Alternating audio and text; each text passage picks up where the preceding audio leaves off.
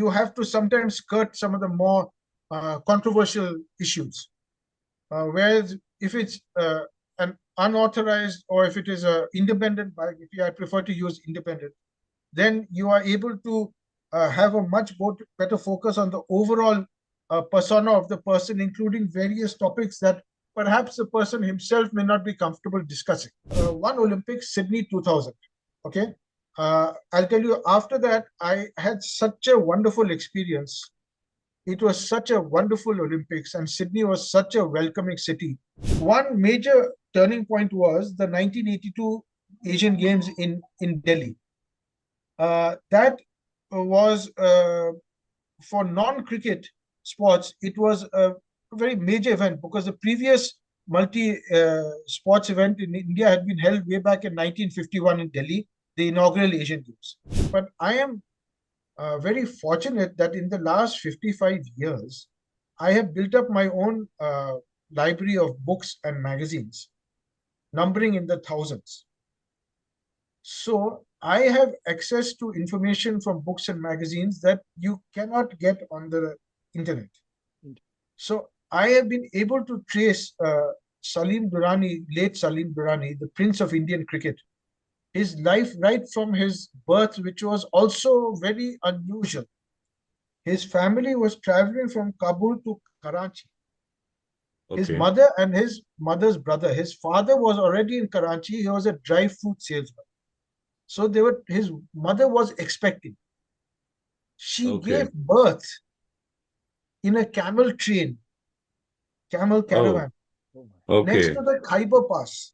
I got inspiration from many writers and authors, like late Rajan Bala, who was one of my first editors and a brilliant cricket writer, and many others, including David Frith in his 80s, living in England, who is my cricket guru. I call him my cricket guru.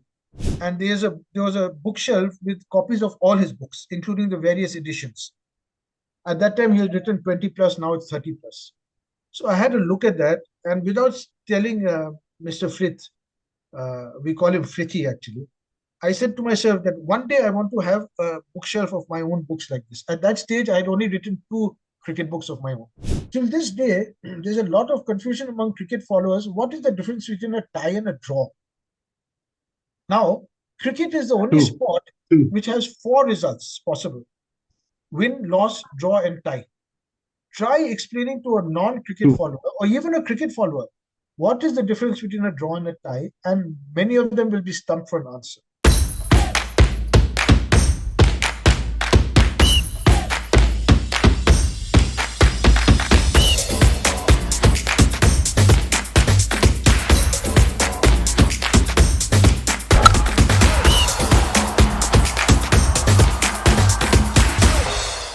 Good evening, ladies and gentlemen. Welcome to a very special show on Saturday, Round the Clock Cricket. We are very pleased to have a very, very special person after a long time. He has been in the forefront of Indian cricket for a long time, both on covering the sports as well as on the writing part. Apart from cricket, he has been also on the non-cricketing side, like the Olympics, and also on other sports as well. And former sports editor of Asian Age, former sports editor of NDTV and Good Morning India. We are very, very pleased to have Mr. GULU Ezekiel on show tonight with us. Good evening, Guluda. Hello, how are you all? I'm good. On behalf of Round the Clock Cricket, Sudeep, Ayan and Kunal, we welcome you all to this very special show with next half an hour with you. And congratulations on your Plucky 13, the latest book, I'm just going through the book. And as we see the book, one line, Guluda, on this before we start off with just a couple of lines from you on the book.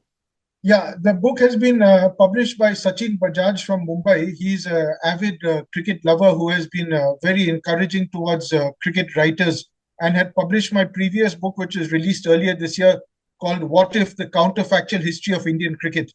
And I'll be publishing a few more books with Sachin in the near future. This book has got 13 chapters on the teams, Ranji Trophy teams, which have won the title at least twice. And of course, that goes from Bengal, who have won it twice, to Bombay, who have won it 40 plus times. And each chapter is written by an expert on that particular state and that particular team. So I am the editor along with Sachin Bajaj, and this book has been compiled over the last year or so with some unique photographs as well. And it's out on the market now and available to all lovers of cricket. And the focus, of course, is on domestic cricket, which Sachin Bajaj and I and all the contributors feel is a very, very important part of Indian cricket. Just one question before we move on to the main question section. What spurred you basically to write this book? I mean, you have written books on individuals, you have written books on events, on domestic cricket, on two-time winning Ranji Trophy. So this is something very special. When you first told me the idea, it was very, very interesting for me. So what inspired you to write on two-time Ranji Trophy teams? Well, I had to narrow down the focus to a limited number of chapters. I mean, I couldn't get every single team that has won at least once. That would have been too wide a focus. And since last season, the BCCI has done very well to emphasize that even the big names of Indian cricket have to appear for the domestic teams. Even this year, they have insisted some of the big names appear in the Mushtaq Ali Trophy and other tournaments because too much of the focus was going to the IPL and red ball cricket was being ignored. So the fact that the refocus has come on Ranji Trophy, I feel this is also makes it very topical. Very nice, Guluda. Thank you so much. I think our viewers are able to see this book. Do buy and read this. I have already done. This is a fantastic book. I am reading it. And I'm sure people who are watching our program should be able to get it. Guluda, just give us an idea where this will be available. Is it on online Amazon? It is available on Amazon. It will be in the bookshops also shortly. Yes, it is available on Amazon and all the other online marketplaces. So in Calcutta, you have lived in Calcutta, Oxford Stories, Landmark, Starmark should be available, right? I would hope so shortly, yes. But certainly right now you can get both you can get Kindle, hardback and paperback all on Amazon right now. Initially on Kindle and paperback. Yes, thanks, Sudip. Can we take this off as we move into the question and answer? Thank you so much, Guluda, for giving us an idea on your book. Interesting, very interesting. So we now start off, Sudip. You can start off. Yeah, Guluda, my first question to you is that the way we do it, two questions, and I've kept this in mind. We have only going basis your books and your experience on the books. Not only the books, the experience. So my first question to you is, Guluda, what was it? You were one of the very few initially to start working with Sachin Tendulkar. Boria Majumdar was one. Boria did it in 99 when he passed out from Oxford. What was your experience working with Sachin Tendulkar as a biographer? Let me tell you very frankly, Rahul, the book which I did in 2003 was an independent biography. Okay. There was no connection with the subject at all. It was not an authorized autobiography. It was an independent biography. Okay, and this is an important clarification. Okay. It is, yes, it is. And all my biographies have been independent biographies. I have never collaborated with the subject on the 4 biographies I've written. Of course, the most recent 2 years ago was on late Salim Durrani. So there's no question of collaborating with him, obviously. His passing brought back a lot of memories. And I felt it was very important that cricketers from the 60s and 70s who have not been properly represented in books needed something for the modern cricket followers, the youngsters also to remember our past heroes. So my books have always been from an independent and from a I would say, detached kind of view.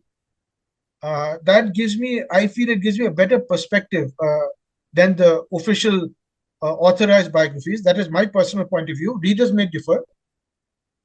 So I prefer to exactly. I have a question. Please finish off, Guluda, then I'll have the question because I have a question on this one. I prefer to work independently rather than with the subject himself.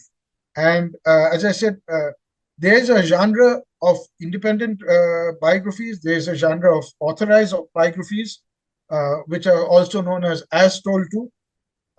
As told to does not particularly appeal to me as a writer. Again, I want to stress that the readers may have a different point of view, and that is reflected obviously in the readership and the how popular the book may or not be. But personally, I have never been particularly keen on a as told to kind of. That is my viewpoint. So my question would be, this was not in the questions. So how difficult is it not to have a collaborative biography? How difficult is that? It has its challenges, but what I find the interesting and for me the crucial part is that I have a distance from the subject, which makes me feel I can be more objective about the person I'm writing. Uh, when it's authorized, there's a certain what should I say? You're taking it from the horse's mouth, but you have to sometimes skirt some of the more controversial issues. Whereas if it's an unauthorized or if it is a independent biography, I prefer to use independent. Then you are able to have a much better focus on the overall persona of the person, including various topics that perhaps the person himself may not be comfortable discussing. That's the way I see it. Great. And that's another view. So my second question, Guluda, to you is, you have covered 3 Olympics and you have covered cricket for a long time. How difficult is it to cover a multi-sport event? I was itching to ask you this, compared to a singular sport. No, let me correct you there, Rahul. One Olympics, Sydney 2000. Okay. I'll tell you, after that, I had such a wonderful experience. It was such a wonderful Olympics, and Sydney was such a welcoming city that I felt that, wow, I want to retain these memories forever. And the Sydney memories have always been with me as a very special moment in my career. Now, cricket obviously is my first love. But Olympics is also... When we grew up, Guluda, I think Ezekiel, along with Ravi's, Vijay Lokapalli and Ayaz Menon, I think you were the pioneer names in cricket when we grew up in the late 90s. So my question was, how challenging is it to cover Olympics compared to cricket? That's my question. Well, you see, when you're covering Olympics, especially if you're the lone reporter, you have to plan out your schedule the day before and in a very methodical manner with the focus on India's main events. And you have to be very judicious in your approach because the venues are scattered across the city, sometimes even outside the city limits. Outside. That is exactly my question. In cricket, you are basically domiciled in a stadium in a closed area. In Olympics, you have to travel 100 kilometers, maybe 50 kilometers. So how challenging was that for you as a non-sport, non-cricketing, non-Olympic journalist to cover that? It was challenging for me, but at the same time, I enjoyed it thoroughly because at the time I was with a website, Bangalore-based website, India.com, INDYA, and I was the sports editor. So I could set my own agenda. But obviously, I had to focus on India's main strengths like badminton and hockey and tennis. I think 2000 Olympics was the Karnam Malleshwari one. That is absolutely correct. But let me tell you a small story. I'll be very frank with you about this. On that particular day, there were 3 major events. There was India-Australia hockey, which was the pinnacle of the hockey tournament. There was Pulele Gopichand's second round badminton match. And there was Malleshwari's weightlifting event at the Sydney Harbour, outside of Sydney, of the Olympic venues proper. So, there were certain newspapers and agencies who had 2-3 people. But I had to take a judgment call. And I took a judgment call to watch the hockey. So, unfortunately, you missed out Karnam. I missed the medal. Now, that is a great regret of mine. And I have to admit that hockey being my second favorite sport after cricket, to be able to watch India-Australia hockey was a very special treat for me. And it was a fantastic match. It was 2-2. But 25-30 kilometers away, Karnam Malleshwari had become the first woman to win a medal at the Olympics. By my bad luck or my bad judgment, this is 25 years ago, I missed that event. And I was at the hockey. That's a challenge for one person to cover multi-sports at the same time. That's a challenge. It is very much a challenge, but it's very exciting also. And whenever there was a little free time, I would go off to watch offbeat events that did not have a particular focus on India. I decided, let me see something unusual which is not seen in India. Let me go and watch synchronized swimming. Because I was very skeptical about it. and I wanted to see with my own eyes.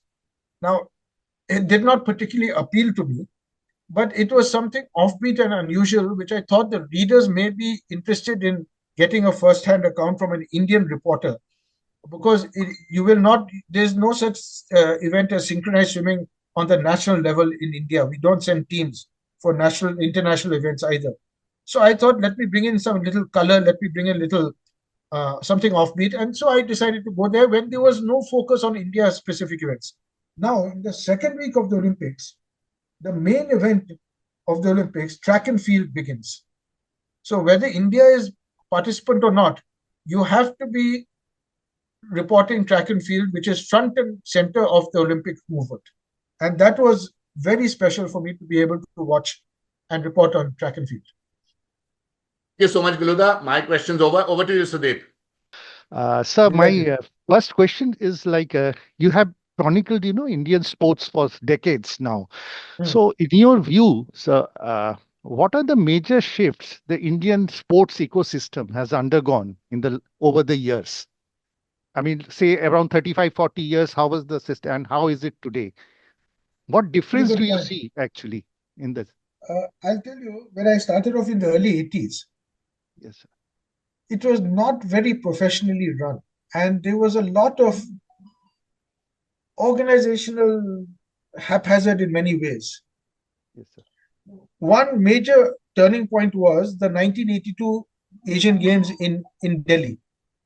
That was, for non-cricket sports, it was a very major event because the previous multi-sports event in India had been held way back in 1951 in Delhi, the inaugural Asian Games. But what I have seen over the last 15 or 20 years, a lot of professionalism has come into sports. The training has become very advanced, very scientific, very much in tune with international standards, I would say. We are still lagging way behind. But if you see, my Olympics experience, first Olympic experience actually was 1976. I was in California and I watched the Montreal Olympics live for 2 weeks. Now, the way we had our athletes had trained for the Montreal Olympics was very haphazard. They had no support, they had no financial backing, they had no proper training. By 2000 and beyond, things had improved considerably. Now, as you know, in every Olympics from 2000, we have picked up the medal tally. We are still far behind, but there's definitely progress. And now we are much more, earlier the focus was completely on hockey. Now it's on wrestling, it's on boxing, it's on shooting, it's on archery, track and field as well, with javelin being so prominent, Neeraj Chopra. So I think that the Indian sport is expanding into multi-dimensional events, which is healthy for sports in India. Cricket has been and always will be the focus. But the Olympic movement should not be neglected. Yes, sir. Because Olympic movement is worldwide. Cricket's focus is narrow. And I say that as a major cricket lover myself. So that's how I feel there has been major progress. Except, this football, we are still the same, where we were, for 40 years back, even going worse, back to worse, actually. Football is a sad case. I'm sure all of you sitting in Calcutta would know much more about the current scenario than me. When we look back on the 50s, 60s, and 70s, the golden age of Indian football, we have definitely fallen way behind.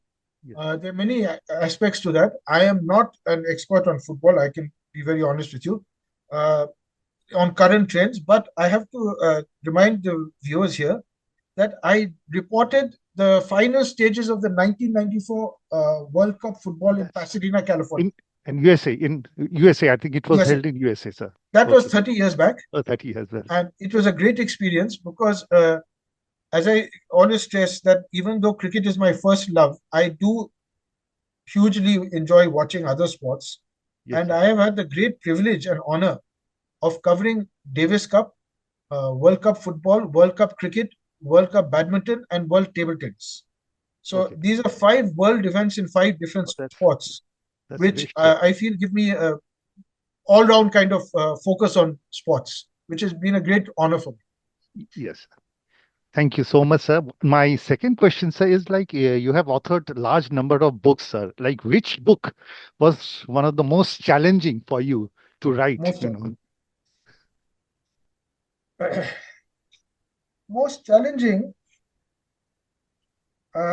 possibly I could say the biography of Salim Durrani, Salim Durrani, the Prince of Indian Cricket, one of which the was most dashing cricketers, Guluda, to have doubt Guluda, can you just hold the book a little bit? Can you hold the book a little slightly up, bit? slightly. Yeah, yeah, Yes, sir. up. Yeah, yeah. Yeah. this For our was viewers released to in see. April Yeah. last year by Rupa Books, Okay, and Rupa at Calcutta. Okay, that's okay. right, and Delhi. Yes, And the Delhi. Yeah, unique aspect of this book is, of course, that the subject was no more, yeah. and many of his contemporaries had also passed away.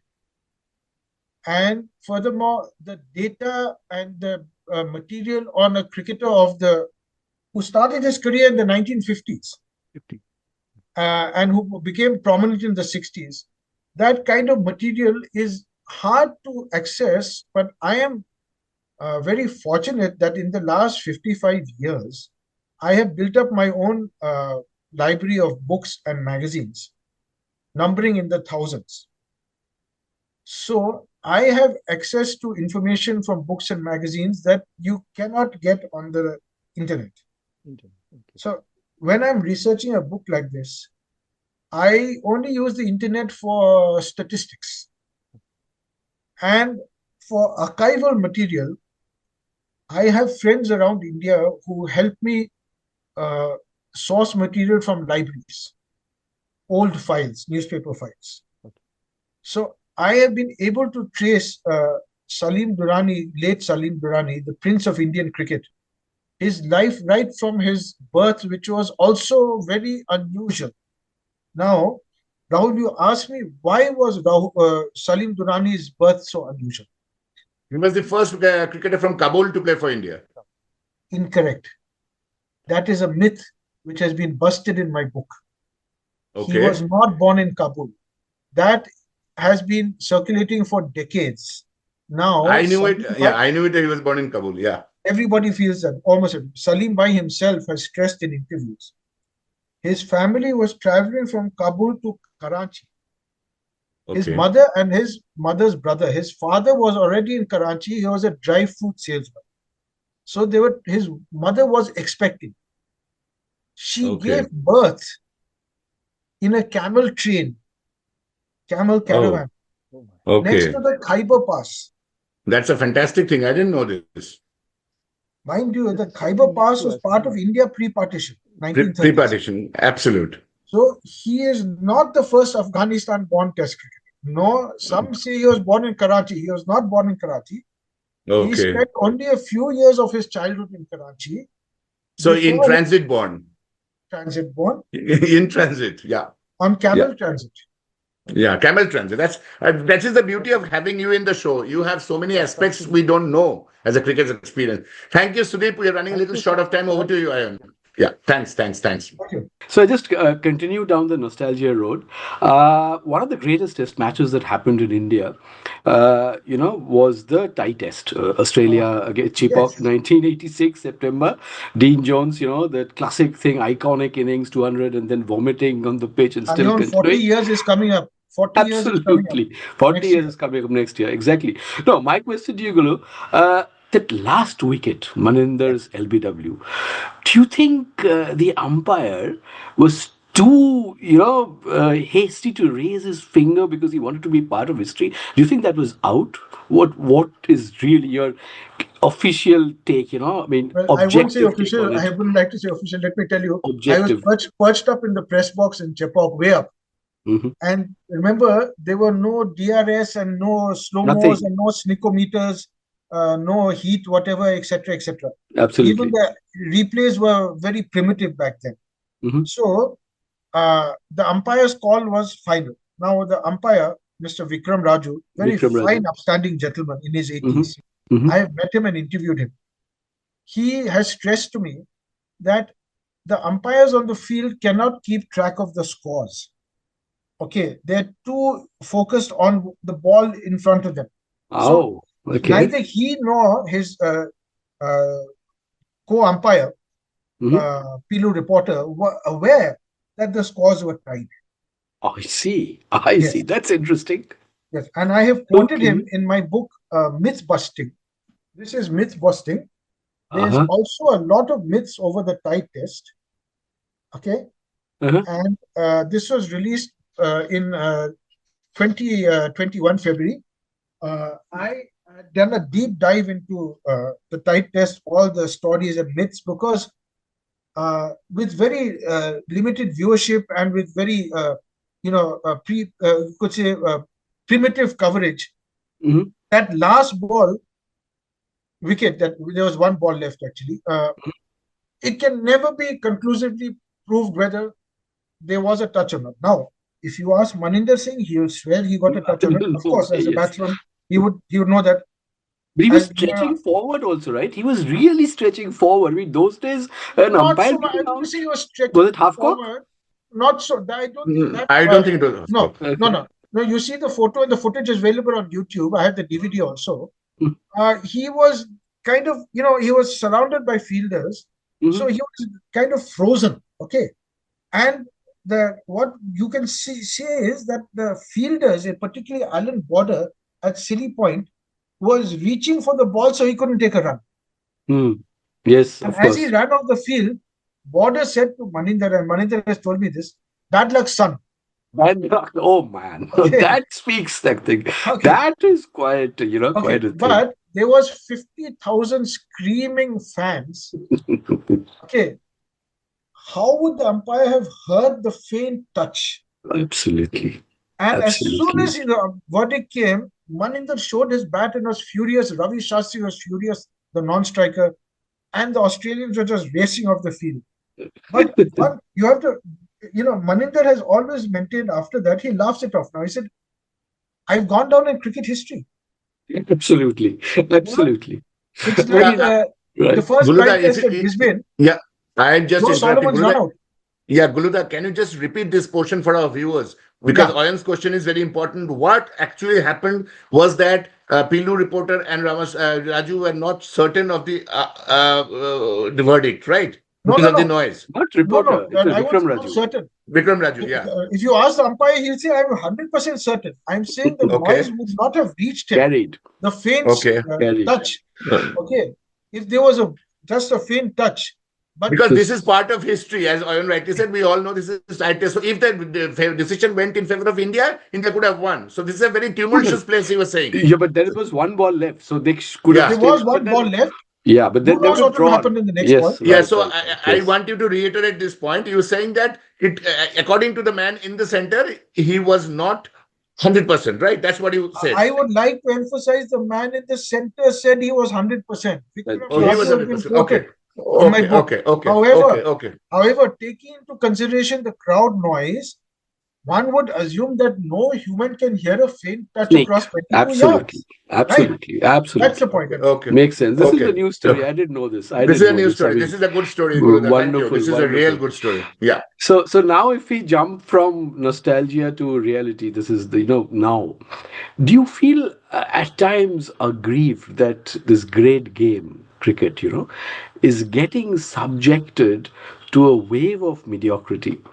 In the sense that you have all these bits and pieces players who are wonderful in IPL and who really need to play 2-3 seasons and their career, their bank balances are made, and then therefore cricketing class is getting neglected.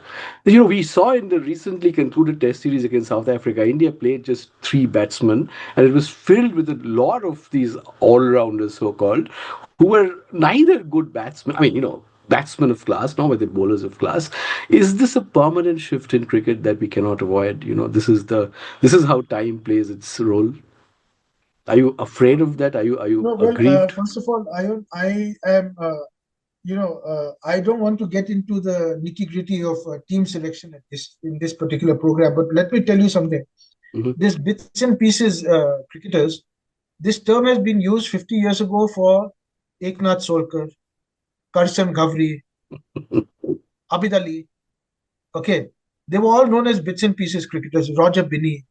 Madan And Lal. the 1983 World Cup, taking aside Kapil Dev, who was a genuine all-rounder, was won by bits and pieces cricketers, if you can call them that. There's no offense, man. Back then, when the term bits and pieces was used, nobody got offended, at least for the players. All the tremendous achievements by Madan Lal, Roger Binney, Kirti Azad, Kapil Dev, all in the 1983 World Cup was because of the all-rounders. Now, of course, you're talking about Test cricket. Test cricket is a different cup of tea. But going back to the 60s and 70s, we also had Abid Ali and Solkar, who would bowl a few overs. Then the spinners would come on. Yes. They were tremendous fielders. Abid Ali in the deep and Mehdi and Solkar in short leg, forward short leg. And they would score maybe 15, 20, 25, 30 runs, chip in here and there. So they were also called bits and pieces. But they were essential for the balance of the team back then because we had three mainline spinners who were not batsmen as such. So the tail was very long. So if you had somebody contributing 20, 30 runs, it was seen as useful to kind of boost the total before the spinners came into bat. So back then it was used as balance. Right now, exactly how the team management decides to do it is frankly not in my scope of discussion. But I am obviously extremely disappointed as a great lover of Test cricket right from my youth that we are doing very poorly at home in the last couple of seasons, and perhaps it's a phase. Indian cricket goes through phases. In the 90s, if I just interrupt you, do you perceive the IPL as a threat to Test cricket, or do you think it's fine? It's a very broad question, Ayon, and this can be a topic of an entire subject. I have written extensively on this. In a way, it's a threat because a lot of cricketers are moving away from red ball cricket, retiring from national duty to travel around the world playing as T20 freelancers. That's not available to Indian cricketers because they're exclusively for the IPL only. But yes, there is a lot of perhaps undue focus on the IPL for obvious reasons, which I don't have to go into. But at the same time, you have to remember that India actually plays more Test cricket per year than any other team except perhaps England. Okay, so Test cricket is not neglected. Test cricket has a good following. You may not know it by the crowds, but today a lot of following is online. And so there's a huge audience for following Test cricket online. And that's a good point. So that's a very good point. I feel is still healthy, and it will still continue. And remember, next year, well, actually March 2027 is the 150th anniversary of Test cricket. Yes, so I feel that it's going to.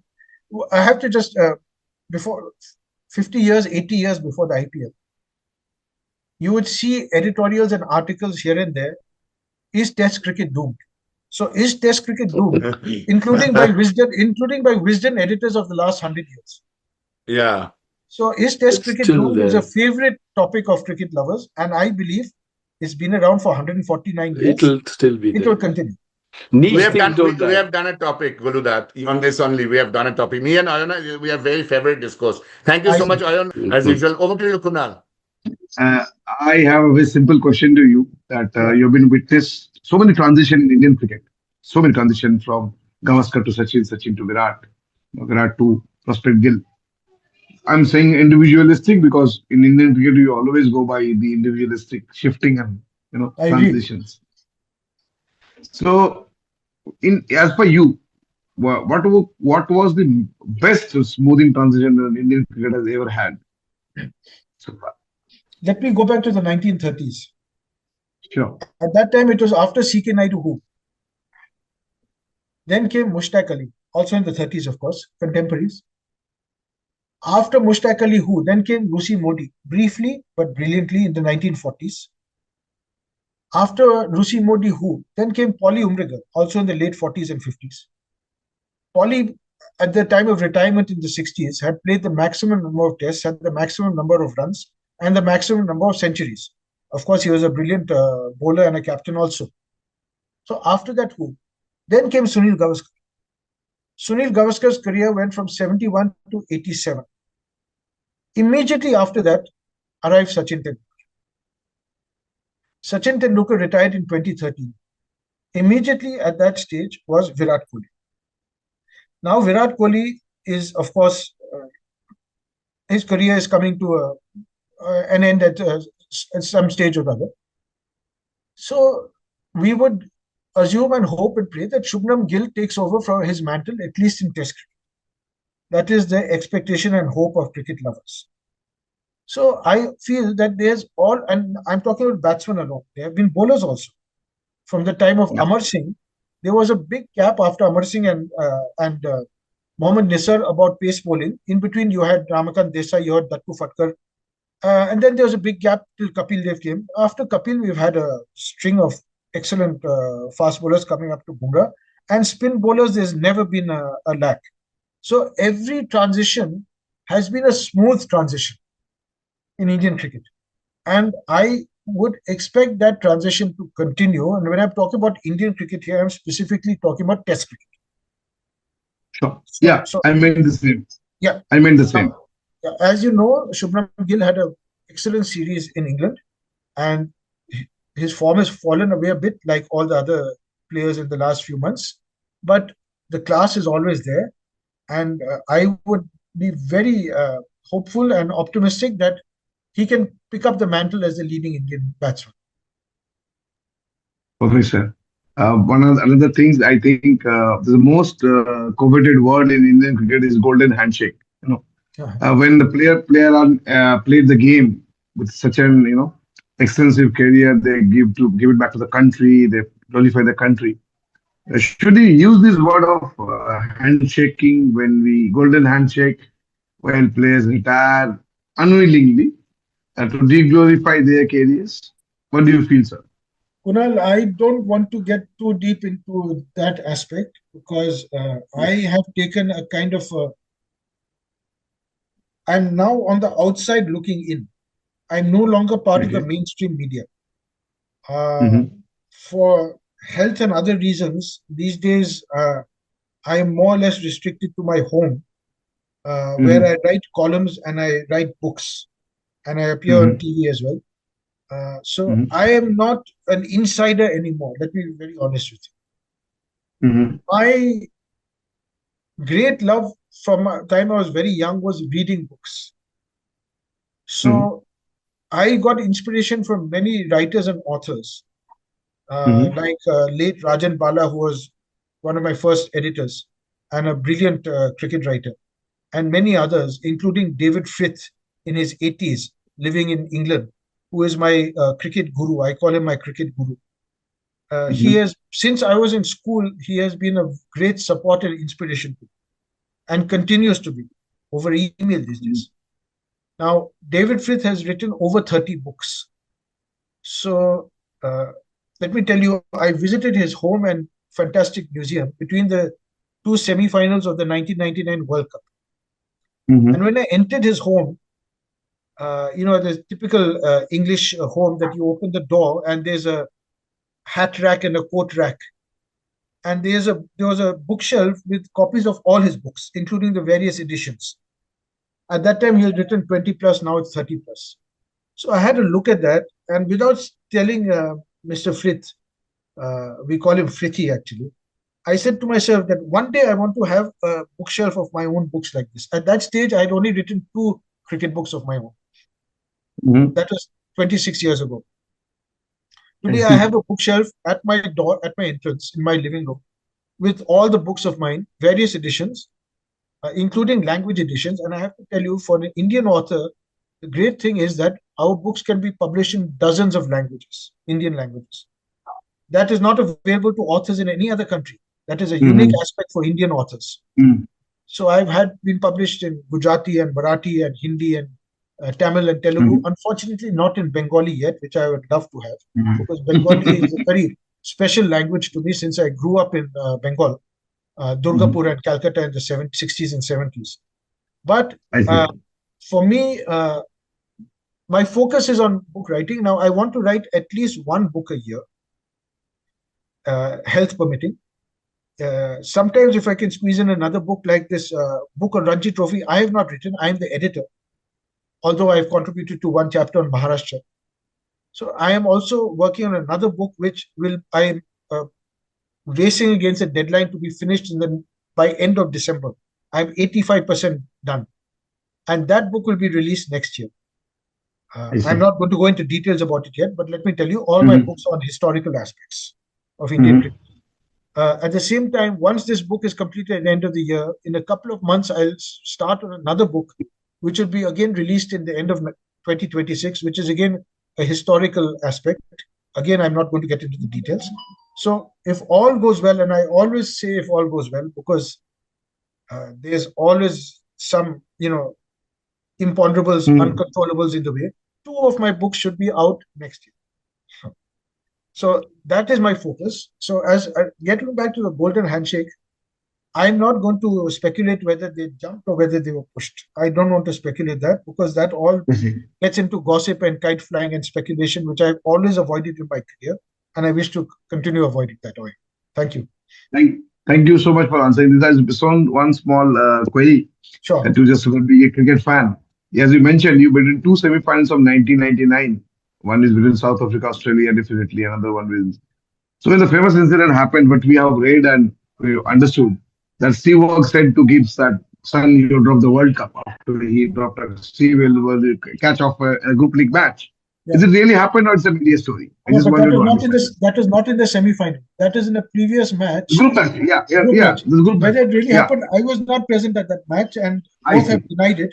So one can only speculate. But these stories are always colorful and fun, as long as they're not malicious, as long as they're not gossipy. I think it's great fun, and it adds to the color of cricket history, and it adds to conversations. But I have to tell you, apart from the 1986 type test, which is the second type test in history, I also witnessed the first type test in a World Cup match, which is South Africa, Australia at Edgbaston. So that was between 1986 and 1999. I had the pleasure of witnessing 2 type matches, and I have written extensively on type matches in the book Myth Busting, which was released 4 years ago, because till this day, there's a lot of confusion among cricket followers. What is the difference between a tie and a draw? Now, cricket is the only sport which has 4 results possible: win, loss, draw, and tie. Try explaining to a non-cricket follower, or even a cricket follower, what is the difference between a draw and a tie, and many of them will be stumped for an answer. To this day, many of the spectators sitting in Chepauk come up to me and say, "Sir, we also witnessed the draw in Chepauk." I tell them it's not a draw, it's a tie. So that's what makes cricket unique, and I always say I'm blessed to be able to have witnessed 2 historic ties at the ground. One at Chepauk, Chidambaram Stadium, and one at Edgbaston, Birmingham. Cricket it cannot be more. Wondering. I just wanted to say that cricket is like outdoor chess. Would you agree with that? Something like that, right? Yeah, why not? But maybe you should move indoors also with all the rain issues. So it can't be more historic than listening to you on this historic test match. And it's been a pleasure talking to you, sir. It's been really enriching. Thank you so much. Before we move on, your good friend, Mr. Rajdeep Sardesai, is a regular in our shows. He has written a book called Democracy's 11. I just want to know from you, since you are actually a cricket guy, your 11, before we leave, finally we leave you, your 11 in the last 40 years, your 11 in your eyes, the India's best test 11. That is going to be a final gift from you to your viewers. You're talking about 11. Only 40 years. Whatever you have seen. You have seen better than us. See, me, Anand and Sudeep have watched over 40. Kunal has watched about 30. Kunal is a little younger to us, but you have watched 50 the first test match I watched on television in England. South Africa, 1965. Okay, that was before anyone of us was born. 60 years. 60 years. So then you tell us your 11 or 12 based on the 60 years. You tell on your 11. Not 60. I'm going to go only during my career. Let's stick to from 82 onwards. Yes. Okay. 82 is also fine. Advance notice. So I may forget some names here and there. So I seek forgiveness from the cricketers themselves, many of whom I've known for many years, and from cricket followers. I'll start off with Gavaskar and Sehwag to open. Okay. Gavaskar and Sehwag to open. Okay. Yes. Okay. Tendulkar, Dravid, and Lakshman. Okay. G.R. Vishwanath. At number 6? Number 6 or number 5, let's not stick to the, apart from the openers, No, let's not no, stick no. to number. You said Tendulkar, Vishwanath, Vishwanath, and Dravid, Lakshman. and and Lakshman. Dravid and Lakshman. 3, 4, 5, Okay. 6. Okay. And let's leave out Lakshman and bring in Virat Kohli. Okay. Okay. Virat Kohli has an all-time batter in tests. Yes. Although in the last 2 years his form had dropped, his previous record was exceptional. That is one. That's a big debate for me. Virat Kohli in test ahead of Lakshman, but ठीक है, आपका stream But है. you know, the point So- is, Rahul, we can extend this program to 36 hours. No, I know. Yeah. Everybody, if everybody Yes, wants yes. to give the inputs about who is better than X or Y or Z, that is why I Yes. I make No, my obviously. list. I make Yeah. my list of 11s. Let's hear him. I never Let's put hear them out him. on social Yeah, media. yeah. I don't sure. put my 11s on the social media because You go everybody ahead. then starts No, pouncing. I know. What about X? Okay. What about Z? What about Yeah. Then you So go it's ahead. Then you go ahead. Tendulkar, Lakshman, Kohli, and Vishwanath. Okay, 3, 4, 5, 6. Yeah, you got 6. Okay. Now, Okay. yeah. Wicketkeeper, I'll go with Kirmani. Okay, Okay. that's 7. Now, assuming the match is in India, I will go with Kapil Dev 8 and 3 spinners. Okay. 3 Okay. spinners. Okay. Okay. Assuming the match is in India, Okay. right? So the Mhm. spinners will be Ashwin, Bishan Bedi, Mhm. and B.S. Chandrasekhar. But Gulu, one More- question: who's going to partner Kapil? Yeah, exactly. You're My going to question. open with a One spinner? pacer, only one pacer. Sunil You have got Gavaskar 4 will open. bowlers. Sunil Sorry? Gavaskar. I was about to say that. I was It's about to say once interesting. upon a time, Mr. Gavaskar Yes, opened the yes. bowling for India, That is and he has interesting. got one test wicket. He has Yeah. got one test wicket. Zahir Abbas. Zahir Yes, Abbas. yes. Zahir Zahir Abbas. Abbas. Yes, We are yes. talking Guruda, about dust balls. But Yes. Guruda, to be very fair, you have got 4 bowlers, mainline bowlers. You're going to go with 4 mainline bowlers. That's the thought. That's the thought. Rahul, you have trapped me on a sticky wicket. You have not Yeah. given me time to do my homework. Yes, I am yes. talking off the top of my head. Right. Okay. Sir, I'm sir, talking off the top of my head. you- We might Yeah. have to drop one specialist batsman and bring in Bumrah. Okay. गुरुदा Yeah. Everybody एक happy? Question तो आप जैसा journalist के लिए बनता है एक tough question तो होगा वो अंत में मैंने डाला आपका 11 दो तो होगा ही कोई एक बात टफ नहीं। क्वेश्चन मैं आपको डाल Since दिया Ashwin is an all-rounder, Kapil is an all-rounder, you drop Virat. Okay. Okay You have 5 Hmm. batsmen. You have a wicketkeeper, Hmm. 6. You have Hmm. 3 spinners and you have 2 pace bowlers. हो गया जी, Kapil and Bumrah. हो गया जी. Bumrah. Okay, so Oh, you are getting fantastic. Bumrah and fantastic. That's a great team. And supposedly this team plays outside. Then what is your team? I'm not going to go into that. No. No So more, let's no more once just controversies on who should summarize. play and who should not play. So That is let's the just point. so let's summarize then. So it's Gavaskar, Sehwag, Dravid, Tendulkar, Lakshman, not Lakshman. You have Kapil then. Kapil, Kirmani, No, it- Vishwanath. Vishwanath. Gavaskar. Vishwanath, Kapil, Kirmani, your Ashwin. Ashwin, Then B.S. Chandrasekhar. Chandrasekhar. And Bumrah And also if- in between. And Bumrah in between. Yeah. Yeah, Bumrah also as a 5 specialist bowlers, including 2 all-rounders. Yeah. 2 all-rounders. Okay, but If you call gentlemen, this is not set in stone. This is not Yeah. going to get me trolled on social media. By the way, No. captain, captain, important yeah, thing. who's the I'll go for Sunil Gavaskar as captain. Absolutely. okay. My choice Okay. too. Yeah. Completely my Thank you choice. so much. Yeah. Thank Thank you so Absolutely. much, Guluda. Really a My pleasure, pleasure to gentlemen. have you along with your new book. We wish you all the best in health. Good health to you Yeah. always, and good luck to you for the books also. Thank you Yeah. so much. Let It was me end really a up by- pleasure. Let me end up by saying that Calcutta is my favorite city in the whole world. Great. I've Thank you seen so much. Lots of cities around the world. Absolute. Calcutta is closest to my heart. I Yeah. spent 6 years there in school, and for me, music and books are very important. And music and books, Calcutta is the place, and I miss it very much. I have not been back for 21 years. 2004 was my last visit. I intend to make a visit in 2026. And I Absolutely. look forward to Most meeting all welcome of to you. all of us. Yeah. We all will be absolutely obliged to Sir, host you. yeah. Sir, one last request that what is the process of getting an authored copy from you? It will be truly honor and treasure to have your authored copy books. If any of your books I can of Sachin that you wrote in 1999. We'll As an discuss that independent- offline. So maybe Yeah, sure, sir. offline. when you come in 26, we set up an appointment and you give us some Yeah, autograph books. we Certainly. definitely I'll be we'll delighted. set up an appointment for you. Thank you Sure, so much, sir. Guluda. Thanks a Absolute lot. pleasure to have you. All Thank the you best. so much. Thank you so much. Thank you Thank you, so sir. much, viewers. Good night. And thanks to Sudeep, Good night. Ayan, and Kunal as well. Good night.